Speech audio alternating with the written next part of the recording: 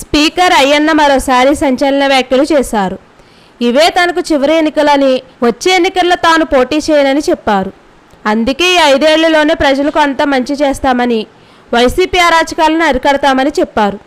అయితే అయ్యన్న ఇలాంటి వ్యాఖ్యలు ఎందుకు చేశారనేది క్లారిటీ లేదు. దీనిపై టీడీపీ నాయకులు చంద్రబాబు గారు ఎలా రియాక్ట్ అవుతారో చూడాలి. మరి సంవత్సరాలు నాకు ఏం పని పెట్టుకున్నాను. నేను మొన్నే చెప్పిస్తాను, ఎలక్షన్ ముందే చెప్పిస్తాను, ఇది ఆఖరు ఎలక్షన్ అని చెప్పలేదా? నేను మళ్ళీ పోటీ చేయను. నాకు వయసు అయిపోయింది, తిరగలేను. ఇప్పుడు 67 వస్తే ఇంకేం చెప్తే 5 సంవత్సరాలు ఉంటాం, తర్వాత తిరగలమా? అంటే ఇది ఆఖరు ఎలక్షన్, నాకు ఇది ఆఖరు పదవి. నాకు నెక్స్ట్ ఎలక్షన్ నేను పోటీ చేయను. తర్వాత ఇష్టం ఎవరు పెట్టుకోండి.